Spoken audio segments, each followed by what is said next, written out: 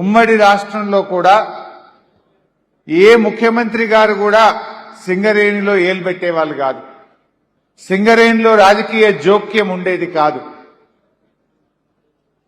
ఉమ్మడి రాష్ట్ర ముఖ్యమంత్రులు కూడా సింగరేణిని స్వయం ప్రతిపత్తి కలిగిన సంస్థగా, సింగరేణిని దేశంతో పోటీపడే విధంగా పనిచేయించింది. మరి కేసీఆర్ గారి హయాంలో ఎన్నో మంచి కార్యక్రమాలు జరిగినాయి. ఆనాడు తెలుగుదేశం పార్టీ చంద్రబాబు నాయుడు డిపెండెంట్ ఉద్యోగాలను రద్దు చేస్తే ఆ డిపెండెంట్ ఉద్యోగాలను పునరుద్ధరించి 16,000 మందికి ఉద్యోగాలు ఇచ్చింది మన బీఆర్ఎస్ ప్రభుత్వం. ఎంతో మంది సింగరేణి స్థలాల్లో ఇండ్లు కట్టుకుంటే వాళ్లకు పట్టాలిచ్చి ఆ ఇళ్లను వాళ్లకు స్వంతం చేసింది మన కేసీఆర్. సింగరేణిని అద్భుతమైన లాభాల బాటలో నడిపించి కార్మికులకు బోనస్ ను పెంచింది కూడా బీఆర్ఎస్ ప్రభుత్వం. ఇలా చాలా మంచి కార్యక్రమాలు జరిగినాయి. దురదృష్టం ఏంటంటే కాంగ్రెస్ వచ్చిన తర్వాత అంతా అవినీతిమయమైపోయింది. ఎప్పుడన్నా సెక్రటరియట్కో ముఖ్యమంత్రి గారి దగ్గరకో మంత్రి గారి దగ్గరకో సీఎండీ బోర్డు మాత్రమే చూసినాం. ఫస్ట్ టైం ఇప్పుడు జనరల్ మేనేజర్లు బోర్డు, ఆఫీసర్లు బోర్డు, ట్రాన్స్ఫర్లలో, పాలసీల్లో, టెండర్లలో అన్నింటా కూడా అవినీతిమయమైపోయి రాష్ట్ర ప్రభుత్వ జోక్యం పెరిగి ఇవాళ సింగరేణి మునిగిపోయే ప్రమాదంలో ఉంది. ఇవాళ అందుకే మన బీఆర్ఎస్ పార్టీగా, తెలంగాణ సాధించిన పార్టీగా, ఈ రాష్ట్రాన్ని సాధించిన పార్టీగా ఇవాళ సింగరేణిని కాపాడుకోవాలి. సింగరేణి పరిరక్షణ కోసమే ఈ ప్రయత్నం. ఇలా కొంతమంది సన్నాయి నొక్కులు నొక్కుతున్నారు, కొంతమంది జీఎంలు, పాపం వాళ్ళది తప్పని నేను అనుకోను, పైన మేనేజ్మెంట్ ఒత్తిడితో వచ్చి వీడియోలు రిలీజ్ చేస్తున్నారు. కానీ రేపు వాళ్ళే ఇరుక్కుంటారు. ఇలా బొగ్గు ఉన్నది అని చెప్తున్నారు, ఉంటే ఎందుకు చూపిస్తలేరు? ఉంటే మా కార్మిక సంఘాన్నో ప్రజాప్రతినిధులనో చూడ్డానికి ఎందుకు పోనీయడం లేదు? రేపు అది కన్ఫెషన్ స్టేట్మెంట్ అవుతుంది. రేపు బీఆర్ఎస్ ప్రభుత్వం వచ్చిన తర్వాత దీని మీద తరో విచారణ జరిపి తీరుతాం, తప్పు చేసిన వారిని శిక్షించి తీరుతాం. చాలా మంది అధికారులు నాకు ఫోన్లు చేస్తున్నారు, సార్ మీరు ఎప్పుడైతే కొద్దిగా విషయాలన్నీ బయటకు తెచ్చిండ్రో కొద్దిగా మా వాళ్ళు భయంలో పడ్డారు, అడ్డగోలు వ్యవహారాలు బంద్ అయిపోయినాయి, కనీసం సింగరేణి కొంచెమన్నా ఇక నిలబట్టదనే నమ్మకం మాకు కలుగుతుంది సార్ అని చాలా మంది అధికారులు కూడా మాతో మాట్లాడుతూ ఉన్నారు.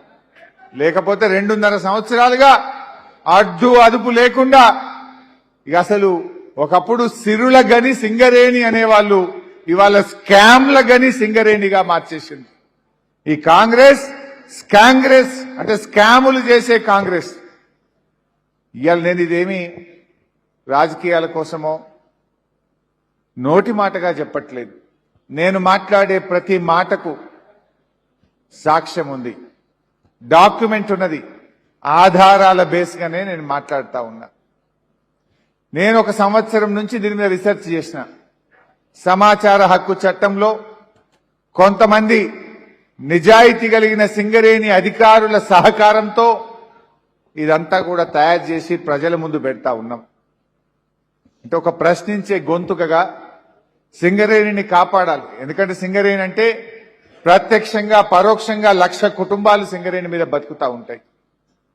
కొన్ని పట్టణాలే సింగరేణి మీద వెలిసినాయి.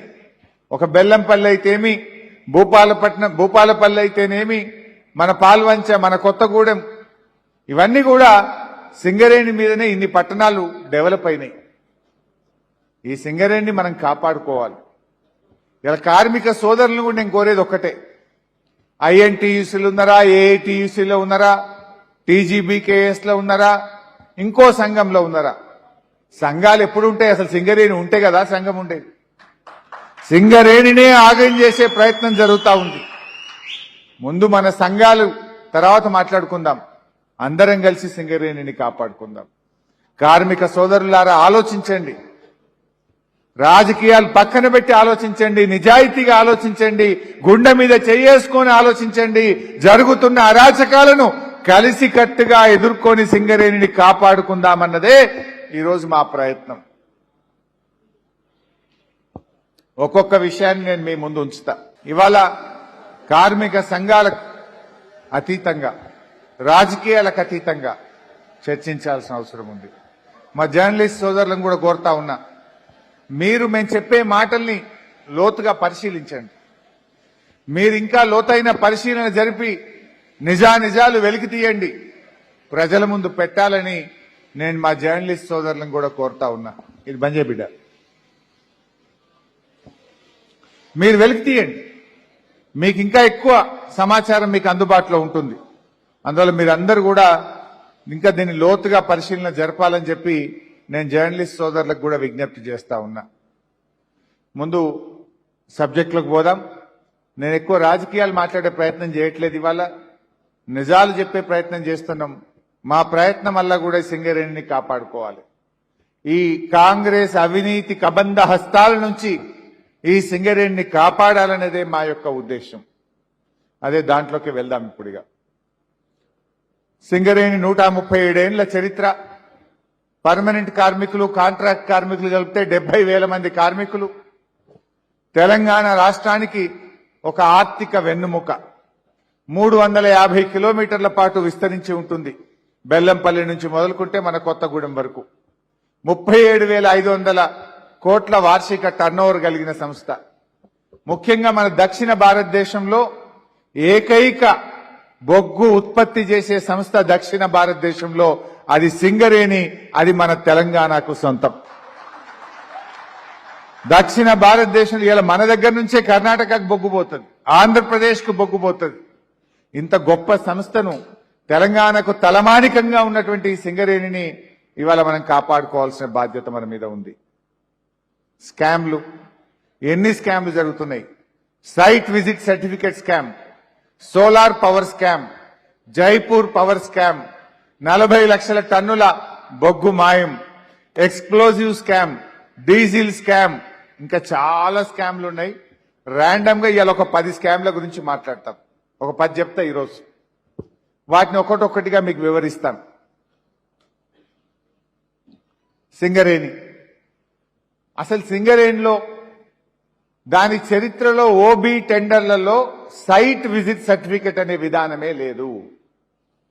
ఓబీ టెండర్లు ఎప్పుడైనా కూడా మన రాష్ట్రంలో పిలిస్తే సింగరేణిలో -20, -15 పోతాయి ఓబీ టెండర్లు. ఎప్పుడు ఎక్సెస్ టెండర్లు పోలే సింగరేణిలో. ఎన్నడన్నా ఒకటి ఎవడన్నా ఇడిచిపెట్టిపోయింది చివరి చిన్న ముక్క ఉంటే తప్ప కొత్త ఓబీ బ్లాకులు ఎప్పుడైనా -10, -20 టెండర్లు పోతుండే. అంటే ఒక 1000 కోట్ల రూపాయలకు ఓబీ బ్లాక్ టెండర్లు పిలిస్తే -20 అంటే 800 కోట్లకే పనిచేసి పెట్టారు కాంట్రాక్టర్లు. కానీ కాంగ్రెస్ వచ్చి సైట్ విజిట్ సర్టిఫికెట్ పెట్టినాక -20 పోయేది +10 అయింది.